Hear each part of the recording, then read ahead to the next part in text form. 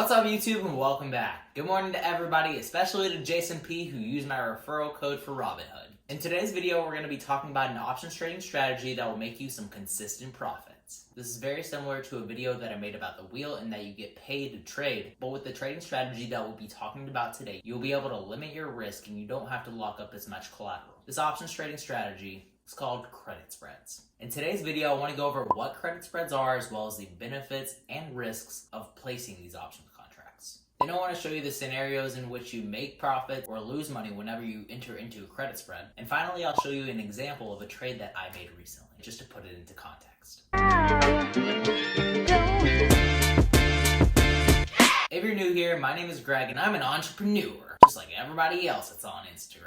On this channel, we talk about money, the stock market, as well as options trading. If you're interested in any of these, or you like my cool plant, make sure to like this video, subscribe, and hit the bell so you're notified every single time that I post a video. Before we get into what credit spreads are, I want to go over options in general. If you're completely new to the options trading game, you'll probably want to go through a few other videos and then come back to this. But just to get everybody on the same page, whenever I'm buying a put, I believe that the stock's value will drop. Whenever I'm selling a put, I believe that the stock price will not come below my strike price. And if it does, I agree to buy 100 shares of a stock at that strike price. Now, what if I don't have enough money to buy 100 shares of the stock at that strike price? I'm a broke boy, okay? What I can do instead is to place a credit spread, which limits how much money that I have to put down, making this trade cheaper as well as limiting the money that I'm at risk of losing. And in one clean swoop, we have the fundamentals out of the way. Now let's talk about credit spreads, which is an options trading strategy in which you buy one contract and then sell another options contract at a different strike price. Every time that you place a credit spread, you are paid in premium to put on this contract.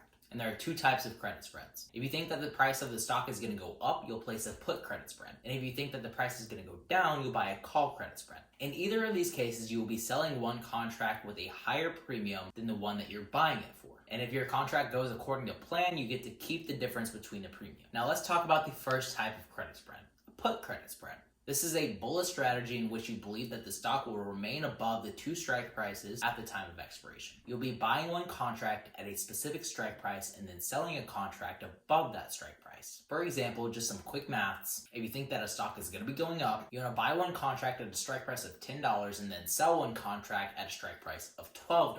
The premium for the $12 contract is going to have more intrinsic value and will be more valuable than the $10 strike price that you're buying. If the value of the stock goes up and closes above the two strike prices, you will keep the premium that you're paid whenever the contract expires worthless. Even if the stock trades sideways or if it doesn't move much and it still closes above your strike prices, you still get to keep all the premium. Now, on the other hand, if you have a bearish outlook on the stock that you're buying, you want to buy a call credit spread in which you buy one contract at a specific strike price and then sell one contract at a strike price below that. So in this example, you'll buy one contract at a $20 strike price and then sell one contract at an $18 strike price. The strike price of $18 has more intrinsic value than the one at $20 and therefore will be more valuable. If you predicted correctly and the stock price is below the two strike prices at expiration, then you get to keep all the premium that you were paid. But what happens whenever the stock goes in the opposite direction of what you had predicted? You have two options. You get it? Options trading. I'm sorry, please don't unsubscribe because of my bad jokes. If you're certain that the stock will continue in the direction that you predicted and you want this contract to expire worthless instead of closing it out prematurely, you can hold on to this contract until the expiration date. And if this prediction is true, you get to keep all of your premium. But if it starts moving in the opposite direction and you want to exit this trade, you can buy back this contract at any point before expiration. If the stock is moving quickly in the opposite direction of what you predicted, the contract will be worth more and more, and you'll have to pay the difference between the new higher premium and the premium that you were paid. So if you gain $100 from placing a credit spread and now this contract is worth $120, you will have to pay this new $120 premium to get out of this contract, which means that you are at a loss of $20.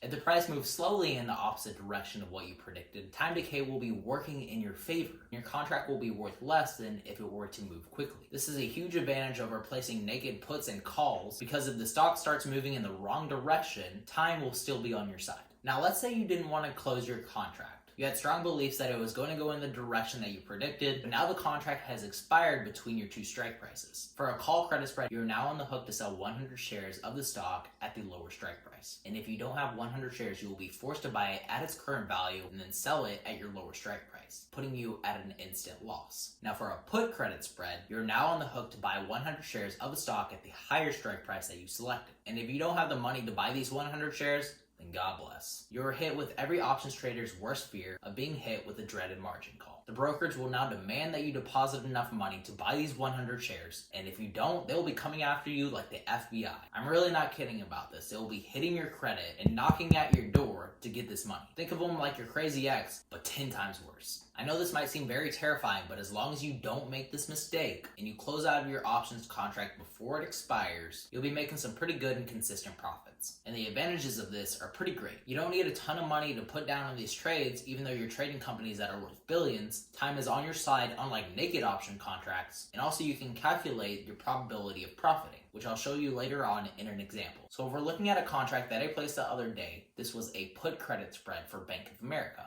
in which I was paid $15 a premium for 2 contracts for a total of $30. Right now, if I wanted to exit out of this contract, I would have to pay $64, which means that I would be at a loss of $34 for this contract. I want to show you how I put on this trade. Go to view all options. You can see that I shorted 2 contracts at a $23 strike price and then bought 2 contracts at the $22 strike price. Let's try entering into another one of these contracts to give you some more detail. So we'll be pressing the select button in the top right, and we will sell a put for a $23 strike price.